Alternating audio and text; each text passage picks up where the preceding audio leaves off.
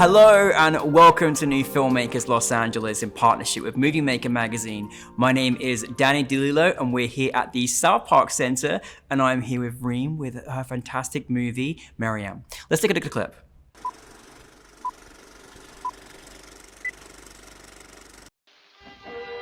كباريه كانت مليانة ليلتها كلهم جايين يشوفوا ستك.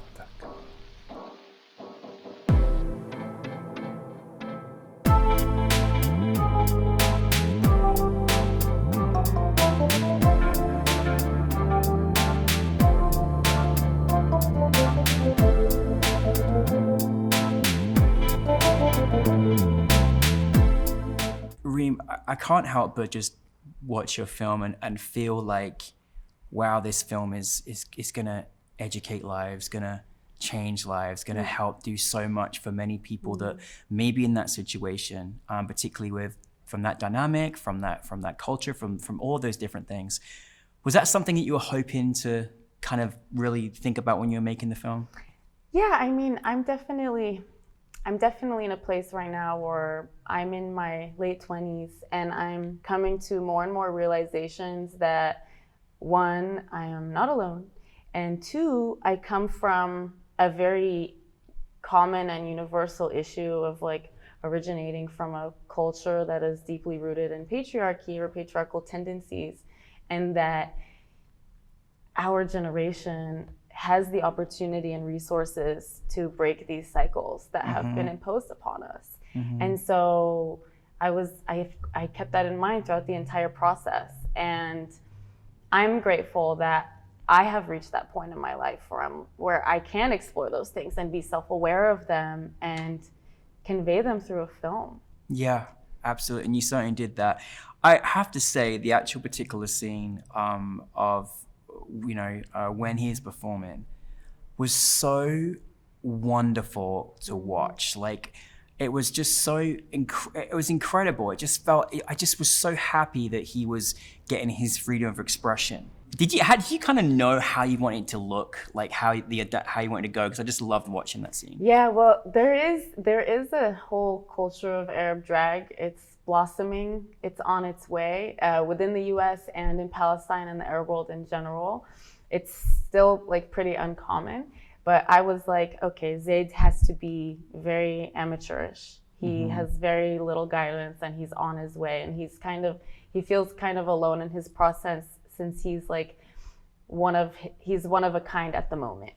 And so I wanted him to express himself through his costume, of course, which like is, it's inspired by traditional belly dancing looks with a flair of like modernism. But the thing is that Zayd, as a young man, like he has been watching old Egyptian films that have the legendary belly dancers all their lives, and his grandmother, and then he finds out his grandmother was one. And so I really wanted to kind of combine nostalgia through using the same song that you hear throughout the film, that the grandfather sings, that Zayd performs, and that we hear also like in the background at moments, because that song is really old, from the 30s. So I'm trying to combine and intersect between generations through music and costume in his performance. Yeah, I love that. I mean, there's so many wonderful layers, and then obviously his relationship with his grandmother and just how that kind of goes full circle as well. Now, I mean, obviously there's several different dynamics to this story. There's obviously the self-expression and through self-expression through historical, music, everything. It's all beautiful. And then there's also the question of, Alzheimer's, which is, unfortunately something that everybody else kind of goes through, and managing that as well. I mean, did you kind of have to know how to navigate that particular subject? Because obviously that's something that's very affected by a lot of people as well. His sexuality, sexuality and the Alzheimer's and from the father's perspective. Alzheimer's, of course. Well, yes. So the whole dynamic between Zayd and his grandfather is is exploring this sense of duty that, you know, Arab Americans are taught from a very young age of one, respecting your elders, but like you have a responsibility to care for your parents and your elders no matter what. And this is common throughout many cultures of just like, it's like part of your existence, which is flawed. You know, it's like, actually, you know, we can lead individual lives and still have healthy boundaries between us. Yeah, we don't need to take care of all of our lives, but there is this is something we're exploring, and you know, this conflict of like, do I lead my own life or do I commit to caretaking for my elders? Since they gave me so much, since they sacrificed so much when they fled their country and came to the US and built a life for me.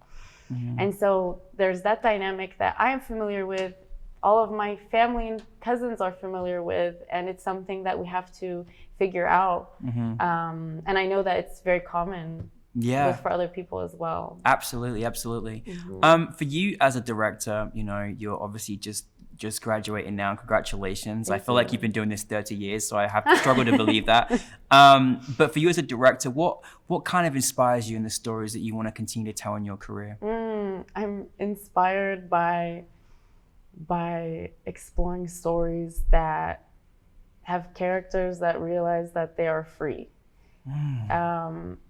And that freedom can be communicated in so many ways, but it's really rooted on exploring what freedom and autonomy, physical and mental autonomy means to Arab females, Palestinian females, because due to the fact that our culture is rooted in patriarchal tendencies.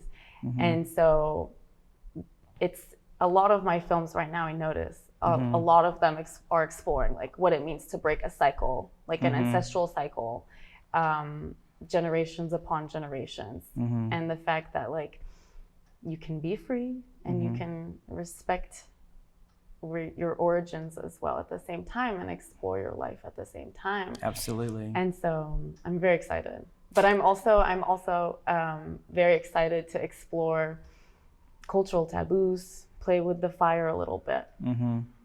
I love that. Well, I mean, a good thing to say is the last time a Palestinian woman sat in this chair went on to go and be nominated for an Oscar and win a BAFTA award. So, you know, there's a lot of good, incredible filmmakers that come from Palestine. And we love having people at New Filmmakers from all over the world.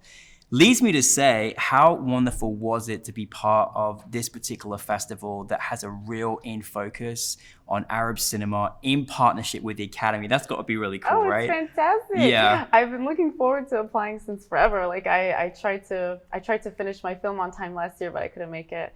I really, really, really enjoy this festival. I feel like I'm finding, I'm being connected with filmmakers who I am able to connect with on emotional and narrative levels that, you know, we can foster relationships with each other and support each other in our storytelling because we understand it on a very deep level, but also with others who don't, and it's fantastic. I feel extremely welcome and that the story, something that is still on its way to being told and open to the world is it feels very welcoming to be a part of this circle. But I also feel very supported career-wise with the meetings that have been set up, and it's been fantastic. Oh, good. Well, welcome to the family. We'll never let you go, unfortunately. We're like that. Okay, me too. Part of our alumni. So just to finish up, what is next for you? I have a few films ready to go. I am prepping for a short to be shot in March and April. It's going to be half shot here in Los Angeles and half of it in Palestine. We're going to be combining two timelines of the present and 1930s Palestine. Wow. Covering a Palestinian American woman, a young woman, and her journey of exploring her sexuality for the first time in her life. Wow. After coming from a very repressed childhood. And her great-grandmother, when she was her age, in her village, dealing with deciding between running away from an arranged marriage. So Wow. we're still gonna ride the intergenerational trauma, ancestral, cyclical boat for a little while, but it's gonna be very female-centered, and I'm very excited for it.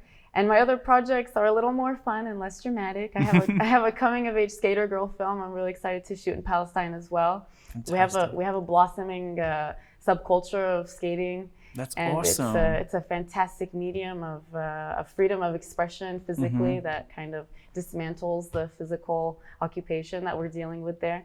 And and then my features also.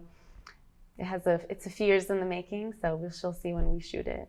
Yeah. I can't wait, Reem. Just keep making those you. films and movies for us, and thank you for so much for bringing your film with us. And we're looking forward to seeing many more on your journey. So thank you very much. Thanks for having me, Thank Danny. you, thank you. Mariam, Reem, everybody. Thank you.